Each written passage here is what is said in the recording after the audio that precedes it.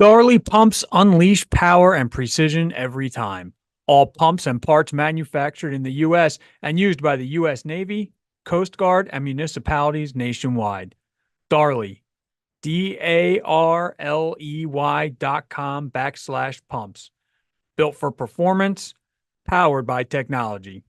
Darley.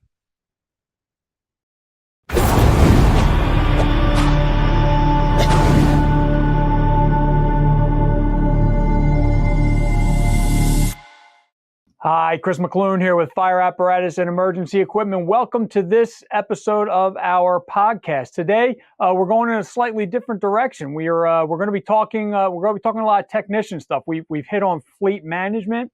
We've hit on apparatus specification. We haven't really done a lot on the technicians yet that are keeping our fire trucks up and running, and that's where we're going to go today. My guest today is Greg Moore, and he'll be introducing himself a little more in just a second.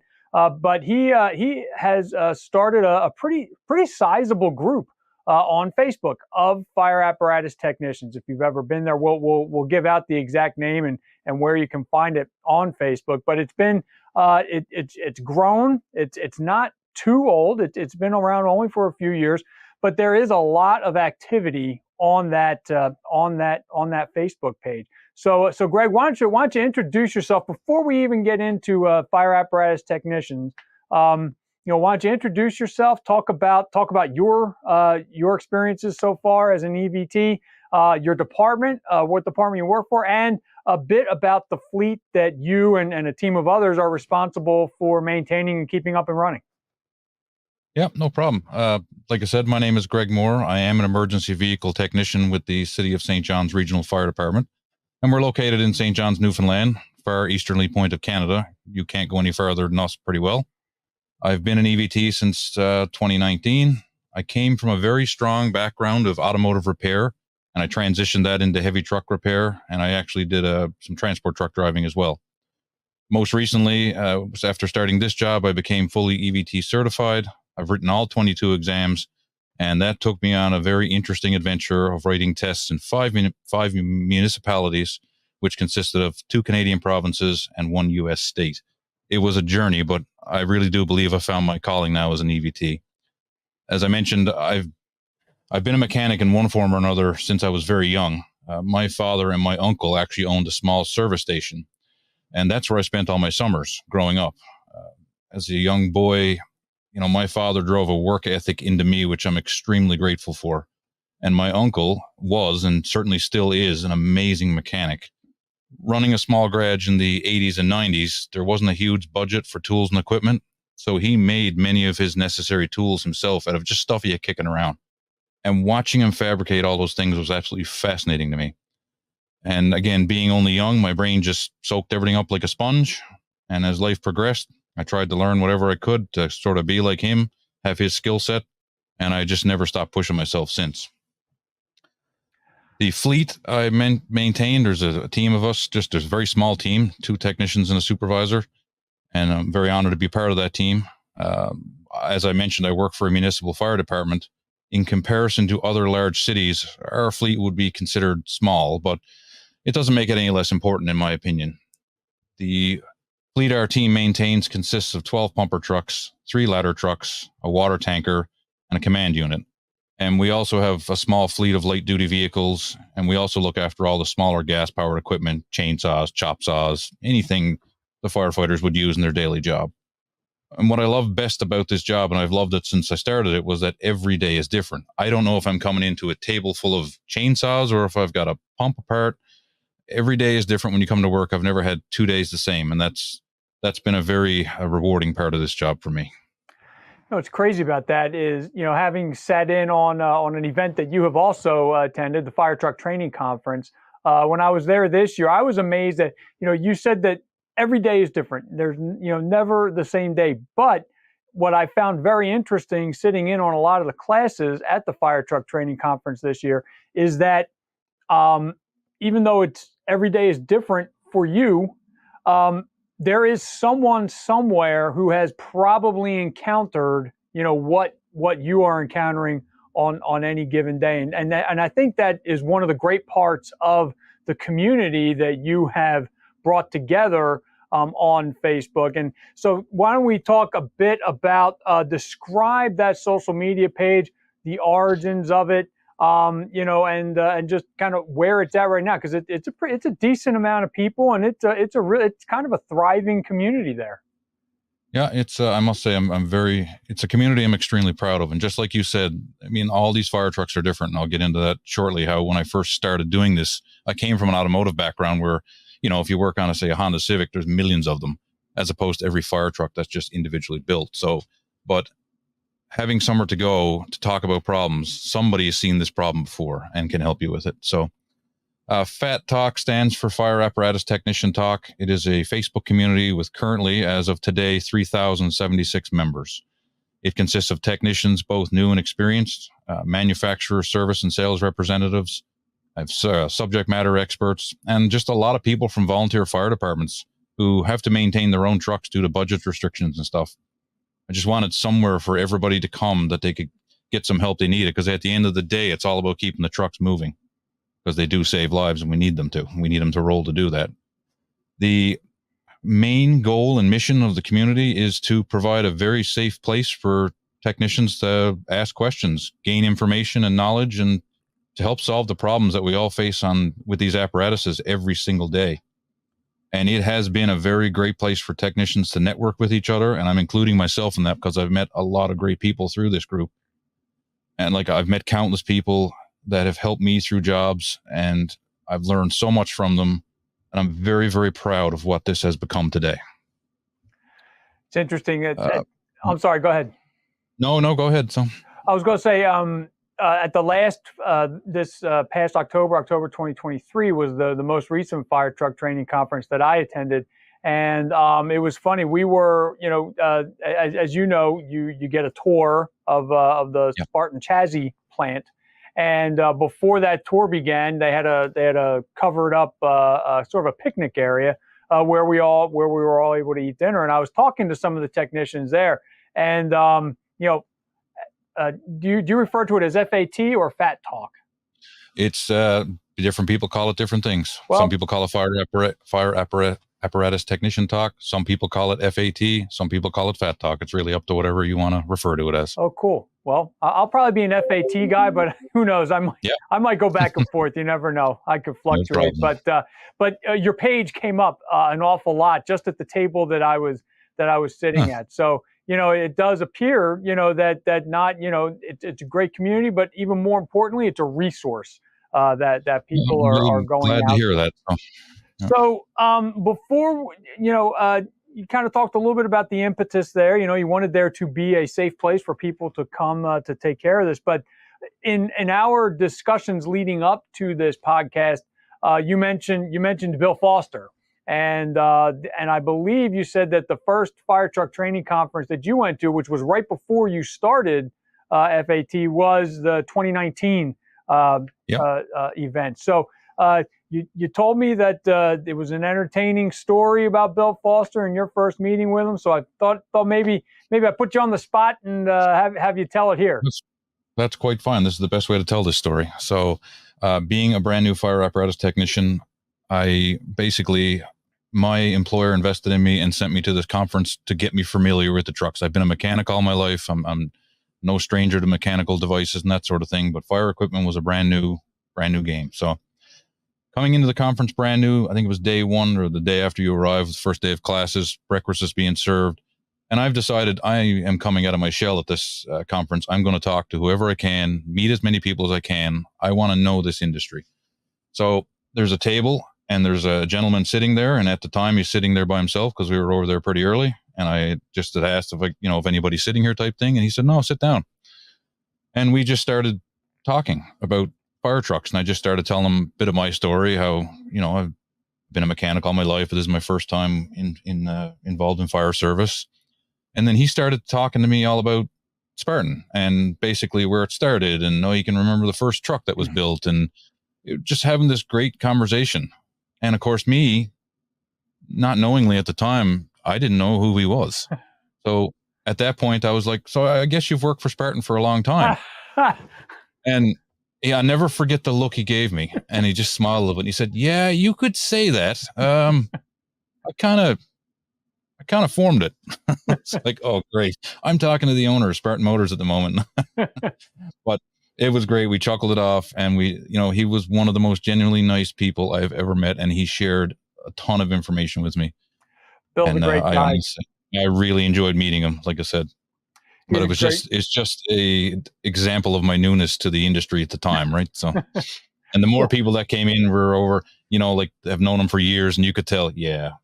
So, but, no, it was a funny story, but like I said, I've really enjoyed meeting him, and I did learn a lot just in the few conversations we had at the breakfast table. So, and if you had never brought it up, he would have just kept right on going as if he was just another technician there. Only for that particular conference he received his Icon Award, I probably would have not known until someone told me later. But like I said, it's okay. It makes a funny story, and I'm really glad I met him all the same. Yeah, he's a great guy, and he's always willing to share whatever knowledge he's got, whether it's on the business side of things in the apparatus market or the design end of things. And he is certainly very proud of what he has brought to the fire service. When you really get back into it and you realize where Spartan grew from, it really is an interesting story. I don't know if he got totally into the back end of how he began it, but it is really good. If you ever get a chance to meet him again, ask him to tell you, because it really was. And the origins of that conference. I mean, what was great was his vision early on, much like you had a vision for FAT, a place for an online community for technicians to come. Bill had a vision for that conference very early on. I mean, 2019 was the 25th anniversary, I believe, if I remember correctly. It was. So I mean, he had a vision. Now what was it? 2019 was almost. We're in 2024, so that's 5 years ago. So now we're talking 30 years. He had this vision for a similar type of event. To bring technicians together, to network, to provide a forum for them to prepare for and take the EVT exam. So a lot of similarities there. Yeah, that was very inspirational as well, because at the time I was taking EVT tests there at the conference, and even just listening to him talk about how important he felt these tests were, I mean, it was just reassuring to me. And even when he was describing the first fire truck they built, like, you could just see the passion in his eyes as he was telling you this, and I don't know, it was just inspirational. So let's get back into FAT a little bit. One challenge that anytime you're on social media or any kind of, even before social media, discussion boards, community boards, all those kind of things that have evolved through the years on the World Wide Web, moderation of the discussions can be a challenging thing. Certainly, you're there. FAT is there to provide a place for technicians to come and network and get advice and figure out how to solve problems. Not necessarily, though, a place to bash the manufacturers that they're of the rigs that they're trying to fix. So how do you? I don't know how much of a challenge it is for you to do that, but from what I have seen whenever I go on there, it seems pretty under control. No one's really bad mouthing each other or rigs or manufacturers or anything like that. Talk about how the discussions are moderated. Do you have anyone else helping you out with that? It's just myself and my two closest friends. We're just guys that do this for something to do, basically, and it's turned into something great. But yeah, they help me moderate it. I did have a whole pile of notes done up to talk about this, but the long and the short is, it's a place to come and feel safe. It's a place to come and have confidence that you can ask a question and you're not going to be chastised for it. Mm-hmm. And in my notes there, talking about how this all started, I basically thought back to when I used to go in. There was a particular mechanics diesel forum I used to look at a lot. And I remember technicians asking questions, and they would just be literally bombarded with negativity, tearing them apart. Like, I felt stupid just listening to the comments. And I can't imagine how the person who just wanted to get an answer to a question felt. And that's not what I wanted this place to be. And I don't tolerate it. Well, I should say our community doesn't tolerate it, because everybody helps me moderate it. And that's what I really like about this group, is that when somebody sees something they don't like, they just report it or let me know, or let one of our administrators know, and we deal with it. Because I want anybody, no matter if you've been at this for 10 minutes, 10 years, or 100 years, to come here and ask a question and know that you're going to get some help, and you're not going to be chastised or feel made little because of it. So much so that I've told the members many times, if you have a question that you're still on the fence about asking because you feel it may be a bit silly, or a bit, you may be made to feel stupid, or whatever, email me and I'll ask it for you. And it'll be completely anonymous to you. I won't bring your name into it at all, but I'll ask any question, because at the end of the day, I just want you to get the answer to your questions to help fix this truck that probably that very day could help save somebody's life.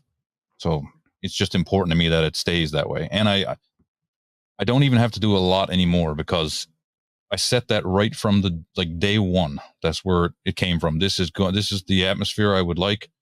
And, it's our community. It's everybody's community there, but that ground rule has to stay there. And, some people didn't like that. They went out, and there's 2 or 3 other fire truck groups started since then. And that's perfectly fine. I encourage it. And I often tell people, if you need some help, let me know. Any resources I have, I'll help you. But that kind of spot has no spot in our community, or that kind of behavior, I guess. So you can ask anything you want, and I want you to be confident that you're going to be answered in a safe and respectful way. Gotcha. So it started in 2019, right around the time, or was it more like 2020? 2020 is when it started. So it was actually, ironically, we're talking about the fire truck training conference. That was the birthplace for the idea. Okay. And like I said, I'd been a mechanic my entire life, but my current job was my first time becoming a fire apparatus technician. I immediately, before I went to the conference, I started researching anything and everything I could to do with fire trucks, just trying to make myself familiar with them. I spent some time around the trucks, around the firefighters. And I came from an automotive background, where service information was usually pretty plentiful, and for the most part, very accurate. And that's one of the challenges I really struggle with taking this job. Was I found, as I realized the trucks were so custom built, sometimes the service information wasn't either available or wasn't as accurate as you thought. You may be more generic than, say, if you don't get truck built service information. And I just had so many questions, and really nowhere to channel them, nowhere to ask them. And then, of course, I got sent to the Spartan Fire Truck Training Conference, which was held in Lansing, Michigan that year. Well, it's held there all the time, from what I understand. And I always joke with my employer, telling them they got their money's worth out of that trip for me, because the second I entered that conference, I just started learning, and I never stopped. And I took every possible class I could to fit into my schedule. Lunchtimes I remember spending visiting and talking to the vendors that they have in the conference area there, and learning about all the products and faces behind them. And I just didn't stop. I mean, I remember at nighttime, there was even lighting demonstrations, and I would go look at those, and it was cool to see a tower light versus a light mounted to the side of a truck. Mm-hmm. In the later evenings, I would still go over. We'd meet a bunch of technicians. There was a little pub across the street. We'd go over and just hang out and talk fire trucks. And I was thirsty for knowledge. So these people were willing to help. And, that mentality alone right there, willing to help, that's kind of new for me, because in the automotive industry, especially in the retail automotive industry, sometimes it can be very cutthroat. So information is not easily shared. Everybody's on efficiencies and that sort of thing. They want to be productive. Sometimes knowledge is not as easily shared, and it can be oftentimes be kept secret by technicians. And coming to this conference and seeing all these people that were willing to help and were sharing this information was amazing to me. So as the conference moved along, I just kept meeting more and more people, and I kept hearing the same message over and over. We need to come to these conferences because there is not a whole lot of resources and opportunities to learn about these trucks, and it's rare to have so much talent and experience in one place to learn from. And I still today, this day, agree with that. I learned so much from that statement. These mechanic seminars and conferences are certainly necessary and relevant. And I remember leaving the conference, and after the 4 days, and my head was just filled with everything I'd learned, pondering everything. But I couldn't stop thinking about what I felt was a need to find some way to really connect technicians together. In my mind, there had to be some way to create a place that all these people could gather to, in some form or another, be it virtual or through emails or a forum, and to learn how to learn and to teach. So I sat around and thought about it for a long time, actually, on my plane ride back to Newfoundland. I thought about it all the way home. And then a few weeks had gone by, and I just found myself on brainstorming on how I could make that connection for technicians. One day I was looking through, I had mentioned earlier in this about the diesel group I went through, and I looked through that membership and or that group, and I saw questions being asked with sometimes hundreds of comments on them. I just kept seeing questions over and over and people sharing information. Of course, there was the downside to that where I saw the negativity and people basically being called out for asking quote unquote, dumb questions. But then it was like a light bulb went off in my head. And I was like, I remember texting two of my closest friends, the two that helped me the most today, and saying, I want to start a Facebook group for fire apparatus technicians. And I want to help connect them together and share all this information that I had learned. And they were like, okay, we'll help. So, like I said, this idea, as good as it seemed to me, did worry me a bit.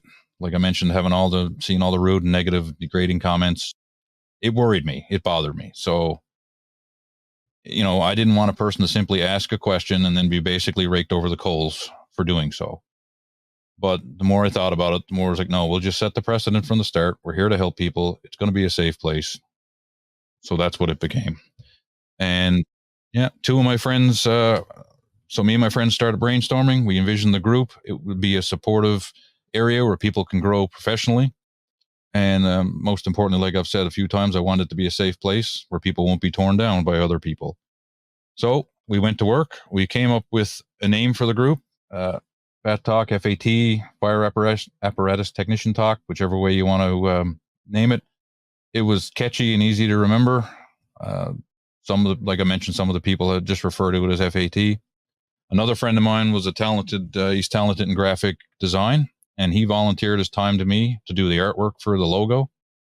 So it was starting to come together. Now, I mentioned I work for a municipal fire department. So I approached my employer for permission to post some videos and pictures and repairs that I was doing. And being that I do work for a municipality, there were boundaries and rules that I had to follow, but they were excellent. And I was given the green light to start. So, and like I said, just right from the very start, I set the strong expectations that what I wanted the environment and the atmosphere to be. And we've done our very best to sort of maintain that. It was an area where it didn't matter what brand of truck you were working on or which brand of truck you represented, you were welcome here, because at the end of the day, it doesn't matter what name is on the truck, it still has a job to do. And the world uses trucks from all these different manufacturers. So that means we have to fix them. So any truck, any brand, didn't matter. Come here and get help to fix it, because at the end of the day, that's the important part. That was actually, I remember, it was at that 2019 event. And I forget who it was who was speaking, but they made a point of saying, although, the event was sponsored by a manufacturer, it was agnostic. Yep. The idea is no matter what truck you're servicing, we want to be able to get them back out there exactly for the reason you just said. And I can't remember the person who it was, but it was the same exact sentiment. We're all there to do a job and ultimately to protect the lives of the citizens for the departments that you're serving. So based on all that, though, so 4 years it's been. How do you see FAT evolving? Do you see it going past Facebook? Do you see, right now, like you said, it's about 3,000 strong. But is there an evolution you want to make with it? Yeah, I think about that a fair bit. Find my notes for that now.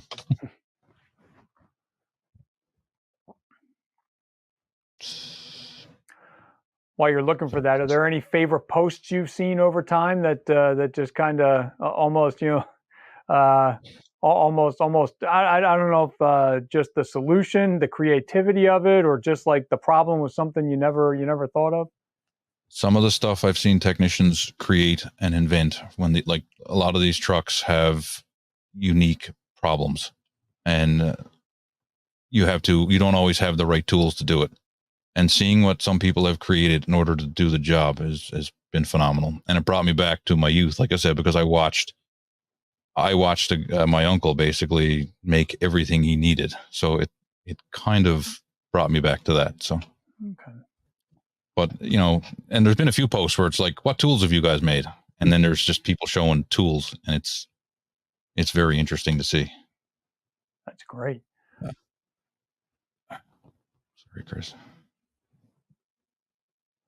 What do you think you probably already answered this, but what do you think your greatest achievement has been since you got this rolling? Just the fact that you were, the day you hit 1,000, the day you hit 3,000. What do you think, or just the fact that it's become such a community? The community is certainly what I'm the most proud of, and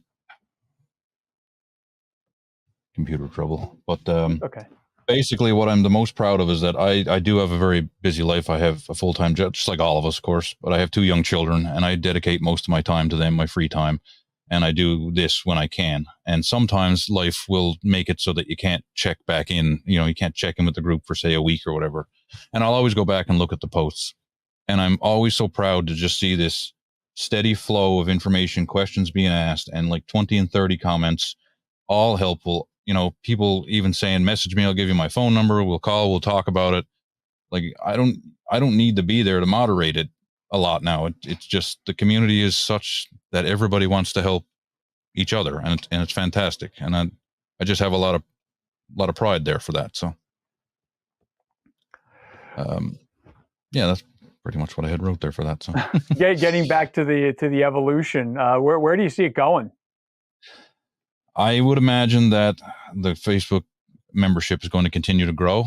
It has grown steadily over the last little while. One of my friends is actually the moderator for the membership. He would decline more members than he takes, because we want to make sure that they're industry specific people, or people that are going to be able to benefit from or help benefit the group. And for example, one of the most simplest entry criteria is just answer the questions. We have entry questions that you answer, basically that you acknowledge the rules. And if you don't answer the questions, it automatically just doesn't allow you in. So, okay. I don't know. I often think about it because, like I said, this was more or less just a hobby for me to sort of try to connect people together, but there's definitely a passion behind it. Who knows? Right now I'm limited on what I have a little bit of a YouTube channel going there. I'd love to work on that a bit more. Mm-hmm. And, I have wants to set up scholarships later on down the road for technicians who maybe financially can't get to these conferences, or do EVT training. I'd love to do something with that. I just got lots of ideas, and I just got to get the time to go with them. But who knows? Maybe, like I said, and I am limited on what I can do video wise, given that I work for a municipality. Sure. Maybe one day I might find an old fire truck at an auction or something, and then I have my own truck to make videos with, so. Pretty cool. Pretty neat ideas. Over your career, what's been, since you became an EVT, what's the most challenging repair that you've had, whether it be, diagnosing what the problem is, repairing it, or just the complexity of that problem? What's been your most challenging one so far? As an EVT, I think many EVTs will face the same issues as other mechanics in regards to staying relevant and up to date on the greatest advances in technology. And although I've had some complicated jobs throughout my career, I always find staying sharp is like you just have to dedicate so much time to it. And that's probably one of the more challenging parts, I consider, of the job. Every year things seem to be more and more complicated. It takes a lot more time and dedication to do the research and the training to keep up on it. Some of the electrical stuff I think about is just amazing, the complexity of it. So staying relevant is certainly one part of my job that I find dedicates a lot of time. As for specific jobs, I can't really think of any. I know I did work in the Canadian North for a few years. I will say that environment was certainly challenging because I was basically a traveling mechanic. We moved around to all the different towns in northern Canada. And just to give you an idea, one of the towns I worked at was, I think it was 45 kilometers away from the North Pole where Santa Claus lives. So you're well up there. Mm-hmm. Up there, you face things like, minus 70 degrees centigrade temperatures. And it's hard to do, say, ECM updates, that sort of thing, when there's no internet connection. Mm-hmm. Cars that have been outside sitting in that kind of cold for a long time don't like to cooperate. So sometimes diagnosing issues in that environment can make life challenging as well. Do you have any that you look back on and you just kind of laugh, like, that was just unbelievable? That was, I can't believe, like, for example, when I attended the fire truck conference this year, training conference this year, and one of the just eavesdropping in one of the classes, the guy was just like, that crew was just like, there was always something that was happening. Do you have any that you look back on, you're just like, I can't believe they did it again, and it's just almost laughable? Yeah, I mean, we find depending on what shifts are using the truck, they all seem to have a set of issues that maybe for them happens the way they drive the truck, that sort of thing. I since working on fire trucks, I find they have some of the most wacky problems I've ever seen. And I can give you an example. Last week we had one that basically would shut off whenever the operator would turn the wipers on. So, I read these work orders. I remember reading that, and it made me laugh. But I love a challenge, and I'm fascinated with the odd electrical issues, so I enjoy repairing them. But I still chuckle when I read some of those comments and concerns. And I've had a few like that over the career so far. Just stuff you read it and you're like, really? And then sure enough, it's actually doing it. It still amazes me how, like, in that particular case, the wipers, the ignition, two separate electrical systems that are seemingly different, or not tied to each other. Well, they can certainly not play nice with each other when there's issues. So, and like I said, fire trucks seem to have some of the most wacky, oddball electrical issues I've ever seen. They make me laugh, but they also make me feel challenged. So for me, it's a win-win. You mentioned in the beginning that every day is different when you come to work. You could be sitting there looking at a table full of chainsaws.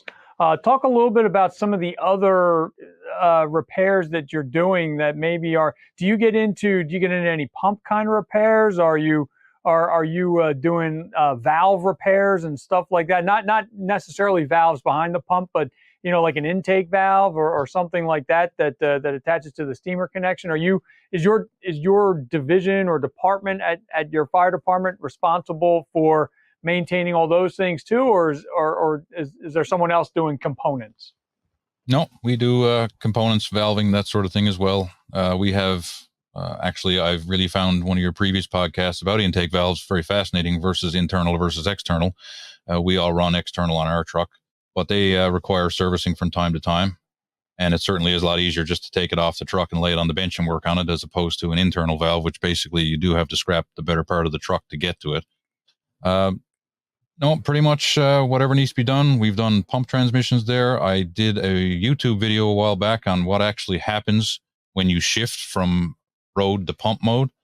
And I did get a lot of positive feedback from that from my own department, because firefighters would say, well, we don't really know what's going on when we pull the lever. We just pull the lever and it goes in pump. And there was some cases of like grinding and that sort of thing. But when they said, they told me when we see what's actually happening, we were a lot more careful to make sure we're shifting that as smooth as we can. And they said sometimes, you don't need to know how to fix it because, we're not mechanics, but it was nice to see how that worked. And I'd like to do more of that as time goes on, just to give people a general idea of how it works. I can't teach you how to put out a fire. I'm not a firefighter, but I can teach you how the equipment works. And for some people, that little bit of visual help does make them understand how to use the equipment a little bit better and what kind of damage can be done when you don't use it in the way it's intended. So, Do they? Does the department bring you or your supervisor in on truck designs? It was when you mentioned just a minute ago, about the internal valves. Now you basically have to take the whole thing apart to get to it. One of the things that comes to my mind when I think of that is a story that it was at an apparatus symposium that I attended, where like electric valves, for example, they're awesome because you can really it's just a switch on the pump panel, but you can put the valve anywhere. But it's not always a convenient place for the technician to get at if it does need repair. And the point of the conversation that they were having at that point was that it's critical to bring the EVTs who are responsible for maintaining these trucks into the fold during the design process. Does that happen at your department, or do they bring you in on that? Yeah, we have discussions in our own shop about what we would like to see in the trucks, and the department itself actually does put out surveys what the operators would like to see, or the firefighters, and we'll certainly give our input on what we feel would work. We have some unique situations here. I live in a very, very salt filled area, so it's a salt belt here, and electrical doesn't always play nice with salt, especially since they started spraying the liquid brine.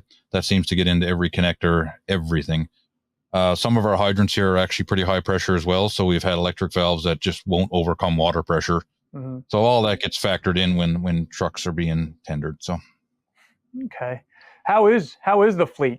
Some of the podcasts that we've done so far have dealt with the current purchasing environment. It's a little bit of a challenge right now.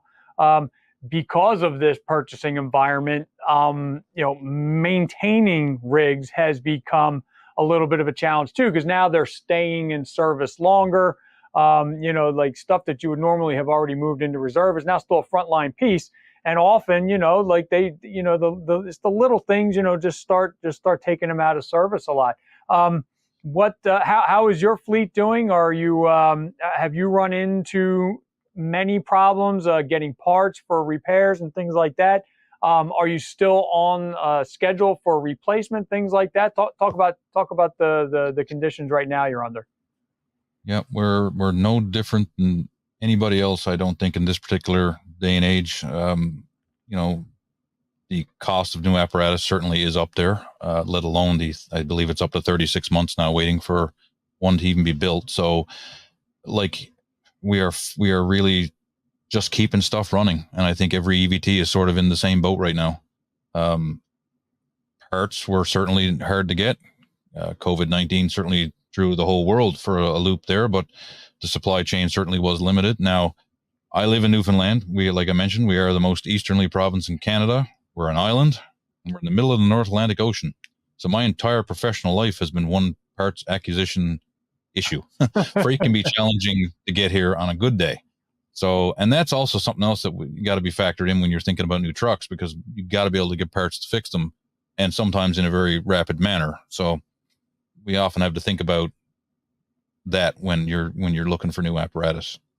But I must say, like when the supply chain started seeing issues, yeah, we had trouble like anybody else, but it really kind of just felt like normal because I'm kind of used to it in a way. We made it work. We have great suppliers, both locally and beyond, and they really went above and beyond to help us keep the trucks rolling.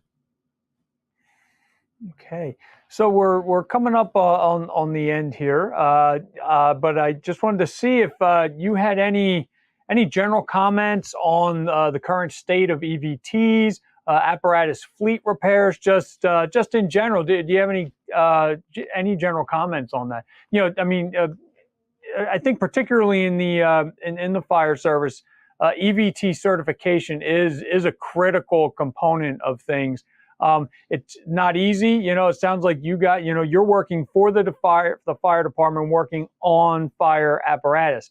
There are a lot of departments out there where the fire apparatus are going to the same shop where other vehicles as part of the municipal fleet are going. So a technician can find himself working on a fire truck one day and a dump truck the next. Similar, but not always exactly the same. So just talk about do you have any general comments on fleet repairs and EVTs in general? No, I think one of the benefits of having So in our particular shop, and I do know people that work in municipalities where they work on fire trucks, like you just said, dump trucks, they could have a loader, a garbage truck. But knowing your fleet, like working just solely on fire apparatus, has sort of given me, like, I know the fleet. So I learn what trucks have what quirks, and I'm learning about the products on that truck. It's not like I'm learning about it today, working on it today, and now I won't see another fire truck for 3 weeks. Every day we work on these trucks. So it really does, I guess, having that focused approach to repair really does help us, myself and my coworker, be able to narrow down problems quickly, know where to look when stuff starts to go wrong, or more importantly, knowing where to go to get help and get the truck basically rolling faster than I just find being in that focused area helps me repair the trucks more efficiently and faster, because you're always immersed in them as opposed to being broken up and put on other equipment. So Any trucks in the fleet where you're, as soon as they roll through the bay door, you're like, oh God, not engine 9 again? Yeah, actually it would be engine 9. So, but it's just some of them that you just know, if you're looking for a problem, you've seen this issue before, you know where to look, and you just get to know the trucks, like I said. And I know when a truck comes in, I'm a little bit different, where I'll spend some extra time after hours just getting to know the truck, sitting in it, looking over the switches. Just, I want to know where everything is, so when it does break or when something is going wrong, I know what I'm supposed to be looking for. And that was something that I tried to do ever since I started this job, was that any bit of training that was offered in-house, or anything I could do with the firefighters, just to learn how they use the equipment. I am not a firefighter, so this equipment to me was new when I first took this job. But in order to fix it right, I got to know how it's supposed to work when it's working right.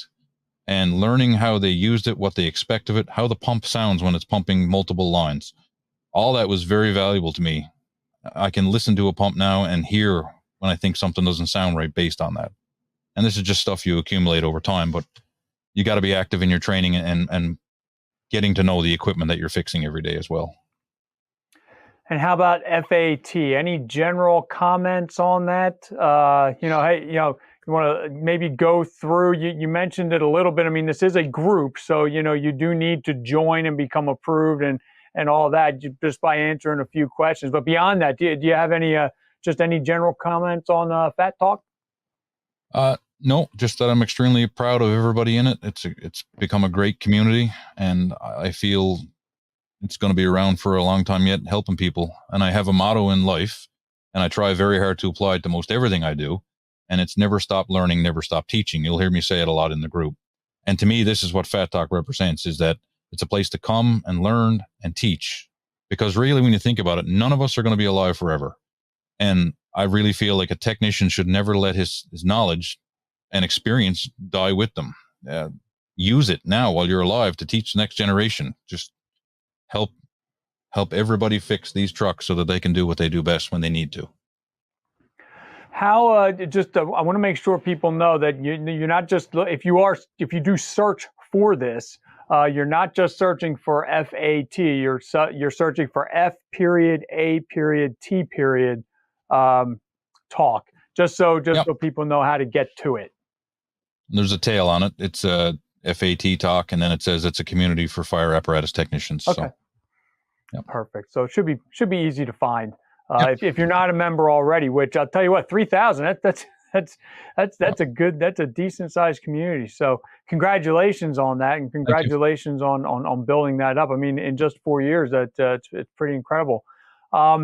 So again, I have been on today with Greg Moore. He is the founder, creator, and one of the lead admin on a Facebook group called FAT Talk, and it is fire apparatus technician talk. And what was that tag at the end there? A community for fire apparatus technicians. So check it out. Check it out. Go there. If you do have any kind of difficulty getting there, or you want to ask Greg a question, you can always email it to me, chris.mcloon@clarionevents.com. I would be happy to pass that on. If there's a particular topic, I mean, I would love to have Greg back on 100 times, to talk about different technician related issues. So if there is something that we didn't touch on today that you would like that you'd like us to talk to Greg about, please let me know. Again, it's Chris.McClune at ClarionEvents.com. So again, this has been Chris McClune. Thank you for joining our podcast today. If you do want to see other episodes of the podcast, they are all archived at fireapparatusmagazine.com/podcast. So again, this has been Chris McClune, Fire Apparatus and Emergency Equipment, on today with Greg Moore of Fat Talk on Facebook. Have a good one, everybody. Stay safe. And Greg, thanks a lot for everything you've been doing. Thank you very much for having me. I really appreciate your time. So.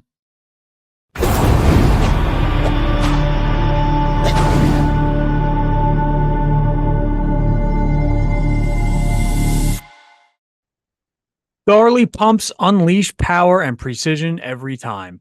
All pumps and parts manufactured in the U.S. and used by the U.S. Navy, Coast Guard, and municipalities nationwide. Darley, DARLEY.com/pumps. Built for performance, powered by technology. Darley.